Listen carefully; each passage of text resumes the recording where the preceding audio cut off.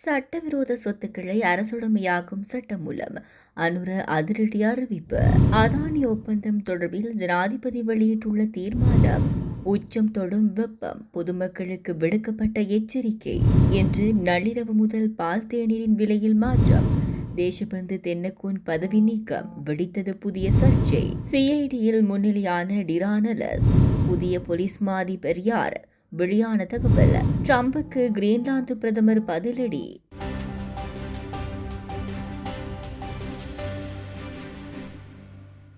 நாட்டில் சட்டவிரோதமாக ஈட்டிய சொத்துக்களை அரசுடைமையாக்கும் சட்டம் மூலம் ஏப்ரல் 8ஆம் தேதி நாடாளுமன்றத்தில் சமர்ப்பிக்கப்படும் என்று ஜனாதிபதி அனுரகுமார திசாநாயக்க தெரிவித்துள்ளார். மாத்தறை வெலிப்பிட்டிய பகுதியில் நடைபெற்ற பொதுக்கூட்டத்தில் உரையாற்றிய போதே ஜனாதிபதி இந்த விடயத்தினை குறிப்பிட்டார். இங்கு அவர் மேலும் தெரிவிக்கையில், திருடப்பட்டு குவிக்கப்பட்ட சொத்துக்களை அரசுடைமையாக்கும் சட்டத்தை வரும் 8ஆம் தேதி நாடாளுமன்றத்தில் நிறைவேற்றுவோம். யாரையும் தனிப்பட்ட முறையில் பழிவாங்கும் எண்ணம் எங்களுக்கு இல்லை. எங்கள் தாய்நாட்டில் சட்டத்தின் ஆட்சியையும் இறையாண்மையையும் மீண்டும் நிலைநாட்டுவது எங்கள் எதிர்பார்ப்பு.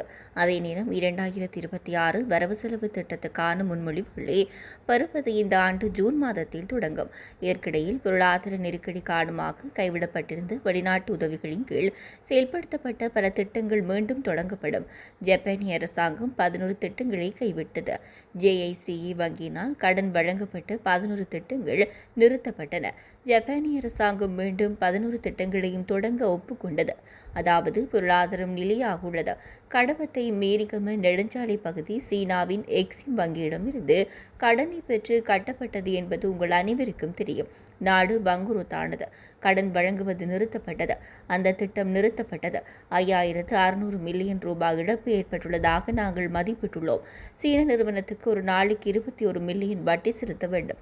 சீன அரசாங்கத்துடன் மீண்டும் பேசிய பிறகு எங்கள் பயணத்தின் போது தடைப்பட்ட நெடுஞ்சாலை உட்பட தடைப்பட்ட திட்டங்களை மீண்டும் தொடங்கவும் 76 புதிய திட்டங்களை தொடங்கவும் இணக்கம் ஏற்பட்டது என தெரிவித்தார். மன்னார் காற்றாலை மின்சார உற்பத்தி நிலையத்துக்கான மின்சார கொள்முதல் தொடர்பில் அரசாங்கம் முன்மொழிந்த விலையை அதானி நிறுவனம் ஒப்புக்கொள்ளாவிட்டால் தன்னுடைய அரசாங்கம் அதனுடன் ஒப்பந்தத்தை தொடராது என்று ஜனாதிபதி அனுரகுமார திசாநாயக்க உறுதியாக கூறியுள்ளார். தேசிய மக்கள் சக்தி தேர்தல் பேரணியில் உரையாற்றிய அவர், முன்னிய அரசாங்கம் அதானியுடன் ஒரு அலகுக்கு 8.26 அமெரிக்க டாலர் வீதத்துக்கு ஒப்புக்கொண்டது. எனினும் வேறு ஒரு நிறுவனத்துடனான தற்போதைய ஒப்பந்தம் ஒரு அலகுக்கு 4.57 அமெரிக்க டாலர் என்பதாக அமைந்துள்ளது. இந்த நிலையில் முன்னாள் ஜனாதிபதி அதானி குழுமத்துடன் செய்து கொள்ளப்பட்ட ஒப்பந்தத்தை எப்படியாவது தொடருமாறு கூறியுள்ளார். எந்த ஒப்பந்தம் கையெழுத்தானாலும் அவர்கள் எங்கள் விலைக்கு ஒப்புக்கொள்ளும் வரை நாங்கள் ஒருபோதும் தொடர மாட்டோம் என்று அனுரகுமார வலியுறுத்தியுள்ளார். முன்னதாக இலங்கை அதிகாரிகள் ஒப்பந்தத்தை மாற்றியமைக்க முயற்சித்த பிறகு இலங்கையில் 442 மில்லியன் டாலர் காற்றாலை மின் முயற்சியில் மேலும் ஈடுபடுவதிலிருந்து விலகியுள்ளதாக அதானி குழுமம் கடந்த பிப்ரவரி மாதத்தில் அறிவித்தது. தற்போது நிலவும் வெப்பமான வானிலை அடுத்த சில நாட்களுக்கு தொடரும் என்று வளிமண்டலவியல் திணைக்களம் தெரிவித்துள்ளது. வளிமண்டலவியல் திணைக்களம் இன்று வெளியிட்டுள்ள அறிக்கையில் இந்த விடயம் குறிப்பிடப்பட்டுள்ளது. வடக்கு, வடமத்திய, மேல் சப்ரகமு, தென் மற்றும் வடமேல் மாகாணங்களிலும் திருகோணமலை மற்றும் மட்டக்களப்பு மாவட்டங்களிலும் இன்று மனித உடலால் உணரப்படும் அளவுக்கு வெப்பநிலை 39 முதல் 45 டிகிரி செல்சியஸ் வரை நிலவக்கூடும். வளிமண்டலவியல் திணைக்களத்தின் கடமை நேர வானிலை ஆய்வாளர் மலித் பெர்னாண்டோ கருத்து வெளியிடுகையில், இந்த நிலைமை அடுத்த சில நாட்களிலும் எதிர்பார்க்கப்படலாம். இதற்கு பிரதான காரணம் பருவகால சூழ்நிலையாகும். இது வழக்கமாக ஒவ்வொரு ஆண்டும் மார்ச் அல்லது ஏப்ரல் மாதங்களில் எதிர்பார்க்கப்படுகிறது. வெப்பநிலை மனித உடலால் உணரப்படும் அளவுக்கு இருக்கும். எனவே மக்கள் வெப்பநிலைகளில் வேலை செய்பவர்கள் போதிய அளவு திரவங்கள் மற்றும் நீரை அருந்த வேண்டும். முடிந்த போதெல்லாம் நிழலான இடத்தில் ஓய்வெடுக்கவும். நீங்கள் வெளிநிற ஆடைகளை அணியலாம். நோயுற்றவர்கள் மற்றும் குழந்தைகள் தொடர்பில் விசேட கவனம் செலுத்தப்பட வேண்டும் என மலித் பெர்னாண்டோ தெரிவித்துள்ளார். நாட்டில் பால் தேரின் விலை மற்றும் பால் சார்ந்த பழச்சாறுகள், சீஸ் ஆகியவற்றின் விலைகள் அதிகரித்துள்ளது. குறித்த விடயத்தை அகில இலங்கை சிற்றுண்டிச்சாலை மற்றும் உணவு உரிமையாளர் சங்கத்தின் தலைவர் ஹர்ஷன ருக்ஷன் தெரிவித்துள்ளார். அந்த வகையில் இன்று திங்கட்கிழமை நள்ளிரவு 12 மணி முதல் விலைகள் அதிகரிக்கப்படும் என சங்கத்தின் தலைவர் தெரிவித்துள்ளார். மேலும் அவர் தெரிவிக்கையில், பால்மாவின் விலை உயர்வை கருத்தில் கொண்டு பால் தேநீர் தவிர பாலை பயன்படுத்தி தயாரிக்கப்படும் அனைத்து வகையான பழச்சாறுகளின் ஒரு கோப்பையின் விலை இன்று நள்ளிரவு முதல் 10 ரூபாயால் அதிகரிக்கப்படும். இது தவிர பாலை பயன்படுத்தி தயாரிக்கப்படும் சீஸ் உள்ளிட்ட பல வகையான உணவுப் பொருட்களின் விலையும் 10 ரூபாயால் உயர்த்தப்படும் என சங்கத்தின் தலைவர் தெரிவித்துள்ளார். இதேவேளை நாட்டில் வீழ்ச்சியடைந்து வரும் முட்டையின் விலையை கட்டுப்படுத்துவதற்கு அரசாங்கம் நடவடிக்கை எடுக்காவிட்டால் எதிர்காலத்தில் முட்டை ஒன்றின் விலை 50 ரூபாயாக அதிகரிக்கப்படும் என அகில இலங்கை முட்டை உற்பத்தியாளர் சங்கம் எச்சரிக்கை விடுத்துள்ளது. சந்தையில் முட்டை விலை குறைந்துள்ளதன் காரணமாக முட்டை உற்பத்தியாளர் கோழிகளை இறைச்சிக்காக விற்பனை செய்வதாக அந்த சங்கத்தின் தலைவர் ஆண்டன் நிஷாந்த அப்புகாமி தெரிவித்துள்ளார். இந்நிலையில் முட்டைக்கான நியாயமான விலையை நிர்ணயம் செய்து முட்டை உற்பத்தியாளர்களையும் நுகர்வோரையும் பாதுகாக்க வேண்டியது அரசாங்கத்தின் பொறுப்பாகும் என அவர் குறிப்பிட்டுள்ளார்.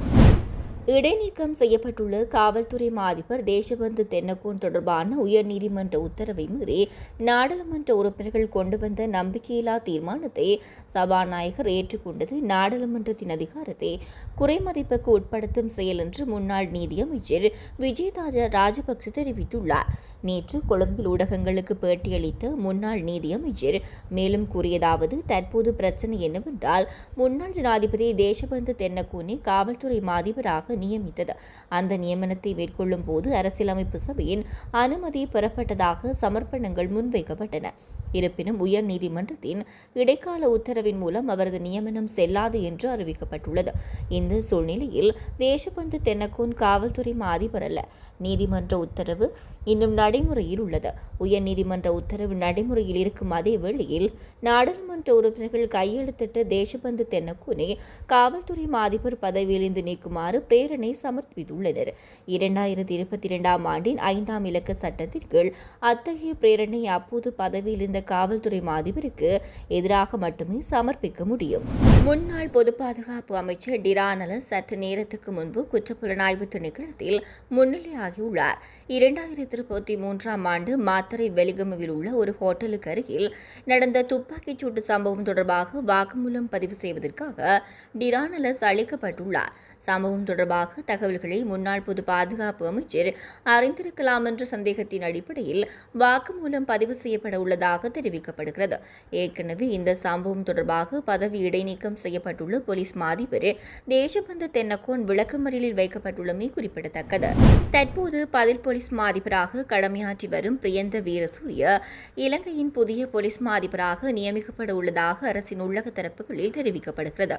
ஏற்கமைய பிரியந்த வீரசூரிய நாட்டின் 37வது போலீஸ் மாதிபராக பதவியேற்க உள்ளதாக தகவல்கள் கசிந்துள்ளன. இருப்பினும் போலீஸ் மாதிபர் பதவிக்கு ஏற்கனவே 7 பேர் போட்டியிடும் நிலையில் தற்போதைய பதில் போலீஸ் மாதிபர் அப்பதவிக்கு நியமிக்கப்படுவார் என்று அரசு வட்டாரங்கள் தெரிவிக்கின்றன. உயர்நீதிமன்ற உத்தரவின் பேரில் முன்னாள் போலீஸ் மாதிபர் தேசபந்து தென்னகோன் பதவியிலிருந்து இடைநீக்கம் செய்யப்பட்டதை அடுத்து பிரியந்த வீரசூரிய பதில் போலீஸ் மாதிபராக நியமிக்கப்பட்டார்.